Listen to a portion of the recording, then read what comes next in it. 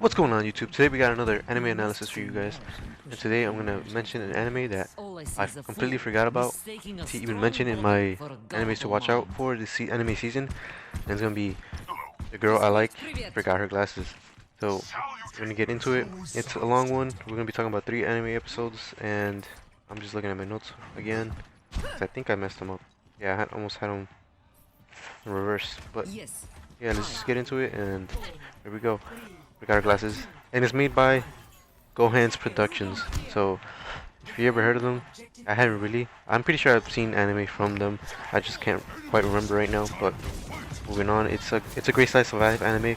It's 3 episodes in so far. They come out on Mondays, I believe, or Sundays. I'm pretty sure it's Mondays though. So they have awesome camera work angles. Camera work. They have great angles. Mia is our love interest, that's her name, and Komura is the MC, which is obviously trying to get with Mia. So I'm gonna show some pictures and just how the camera angles work in this anime, and I just think they're phenomenal. From the camera work to just the animations in general, like they go really into detail in the first episode, and they really captivate you. And the next following 2 episodes, they're still pretty good, but I wouldn't say they're as good as the first episode. Again, I'm making it sound way horrible, but it's like if they're at 100% in the first episode, second episode and the third dip down to like maybe 95, maybe 90. So it's not like a huge difference in those episodes. Just want to put that out there.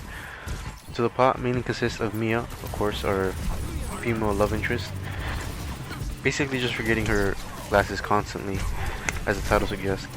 Well, anyways, in episode 1, it's a really good animations. The motion animation is really good. Again, I'm going to show pictures of that, because I do have a shit ton of this one.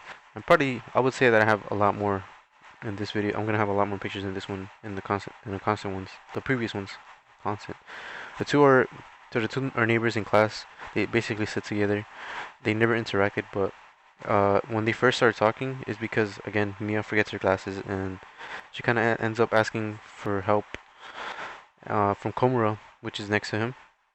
And again, they're basically just trying to look for her book, which she obviously can't fucking find because she's like insanely blind. Her glasses are super thick.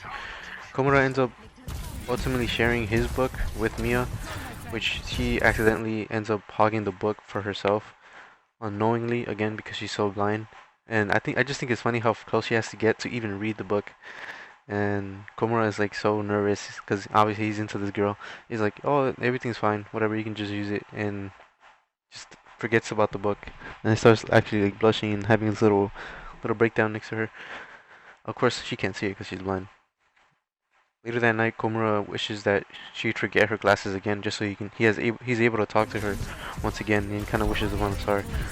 And the following day, it's actually uh, revealed that she accidentally steps on her glasses. Komura overhearing her talking to her friends on the way to school, and at this point he's kind of like in shock because he thinks it was his fault that he accidentally jinxed her. During the gym, Mia refuses to sit down out of dodgeball, being determined to play regardless of her not being able to see or anything. Komura, feeling at guilt for obviously jinxing her, ends up trying to protect her, stands right in front of her. Mia obviously cutely stands right behind them, trying to, defend himself. Komura, obviously being in awe and being stuck in his own head, not paying attention, actually is the first one to get kicked out. Later on, we skip to the class again, where Mia ends up falling asleep. Komura is falling asleep as well. Mia actually falling asleep though, and the teacher is actually calling on Mia because she notices her head's down, and Komura obviously trying to protect her, defending her, saying, "Oh, she forgets her glasses, so she can't really see." And shortly after, she ends up waking up and mistakes Komura for her father. He ends up, and they have a little banter where Komura is like in shock because he's never seen the side of her, obviously never talking to her. Why would he? So again, she ends up mistaking her for her father, and she ends up falling asleep again, this time with her head on his shoulder, and to which the teacher catches on and ends up smacking him. and kind of ruins his whole little time with Mia that he just spent, because he wishes that it would never end. And the end of episode 1 ends exactly like that, with them, their little love thing being interrupted. Well, at least for Komura.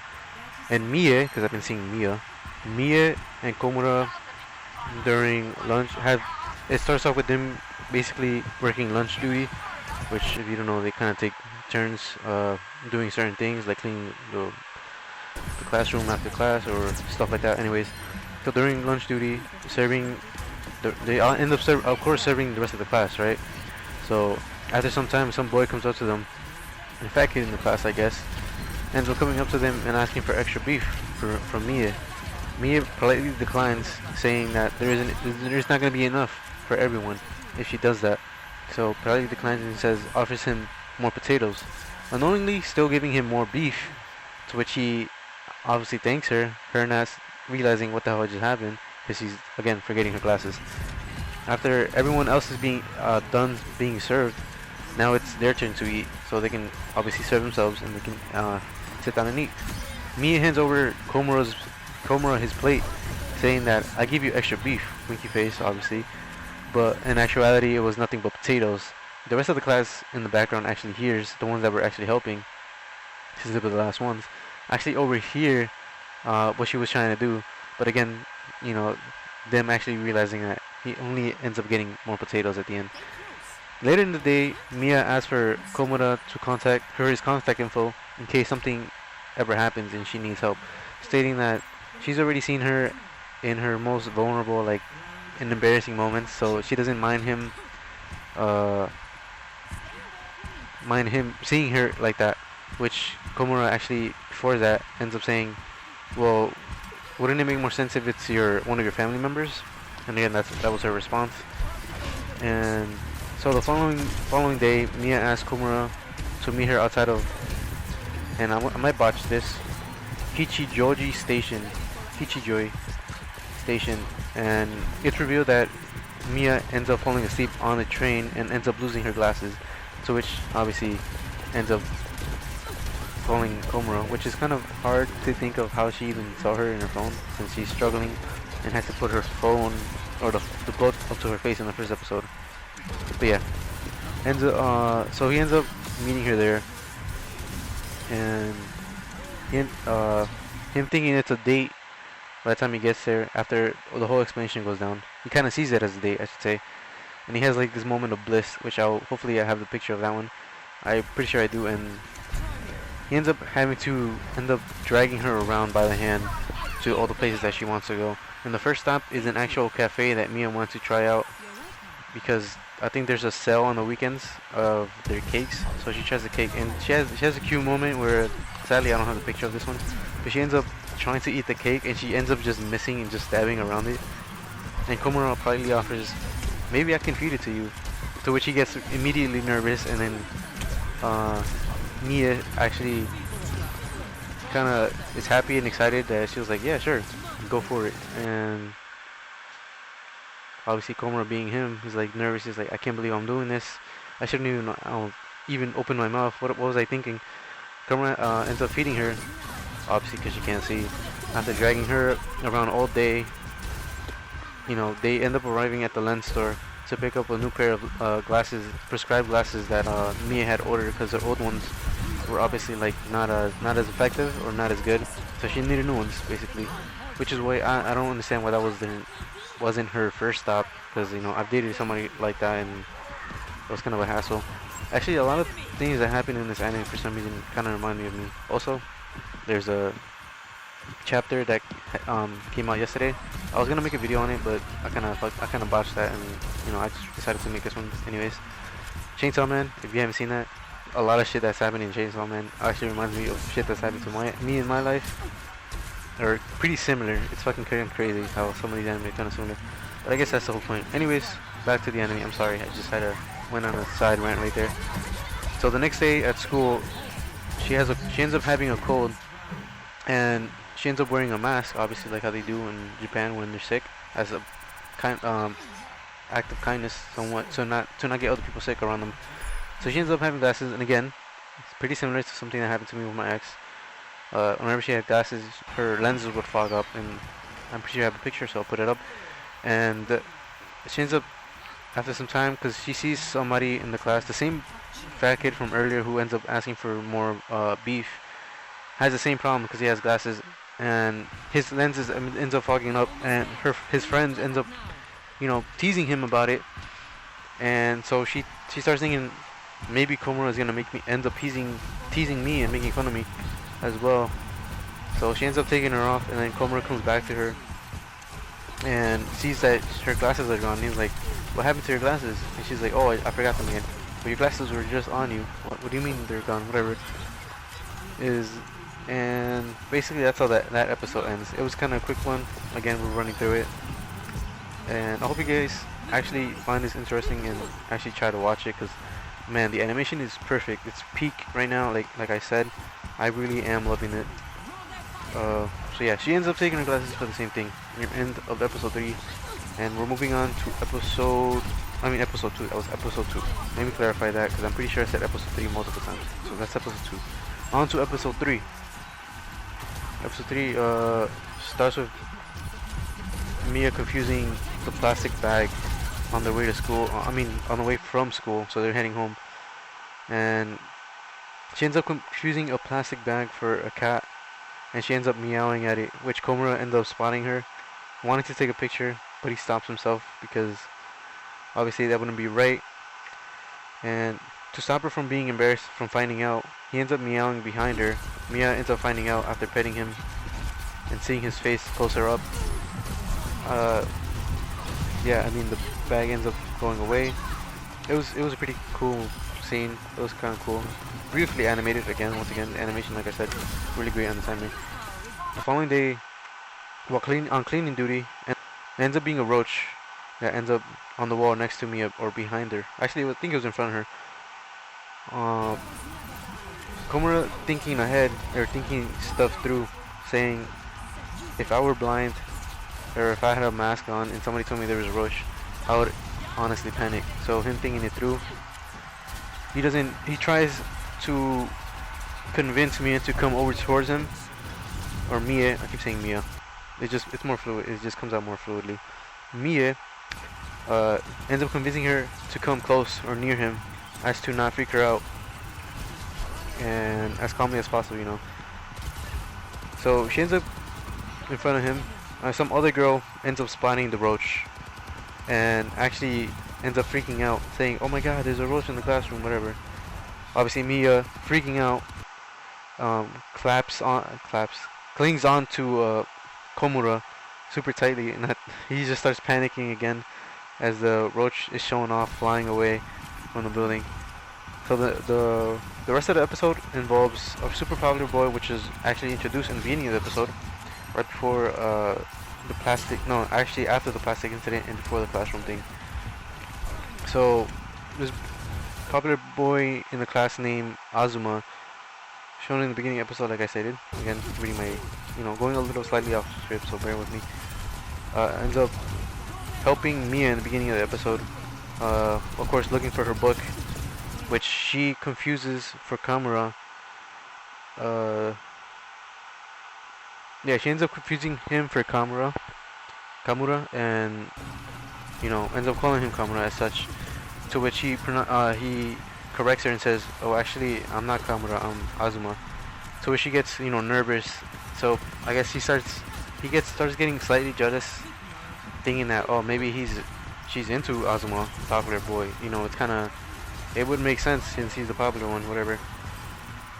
So again, skipping ahead, some girl actually was making a love letter to Azuma. Some random girl, she's just like side character, it's not important or anything, so she doesn't have a name. She ends up losing a love letter in the hallway, which Mia ends up finding and picking up, to which she hands over to Kazuma. What the fuck? I've been watching some other anime, so I'm getting the names mixed up. God damn it. Kamura. She ends up handing it to Kamura so she can reveal who the name is. Obviously, again, her being blind. She's always constantly forgetting her glasses, so obviously this is why the anime is named that way. So If I keep saying that, I know I'm repeating myself. Hopefully it doesn't get too annoying. So she ends up saying, reading it, and it says to Ozma. So she ends up handing it over, and then everyone in class ends up having a panic. Well, not a panic attack, but they start overreacting, thinking that Mia is actually involved with Ozma, or has feelings for him. To which the whole day is basically just them asking her how she feels about him. If something ever happens, some of the girls end up walking up to her, stating, "Oh, if something ever happens between you two, let us know how it goes," or blah blah blah. And again, our poor protagonist, he having a breakdown. He's like, his jealousy comes out. He's like, "No, obviously this isn't the side. Obviously, no, this is an accident. This is not what is meant to happen. Like, it was just an accident. She was just returning a car, blah blah blah." Having this exposition thing going on in his head. And so Ozma ends up, taking the letter. He goes outside of the classroom to read it, and Komura,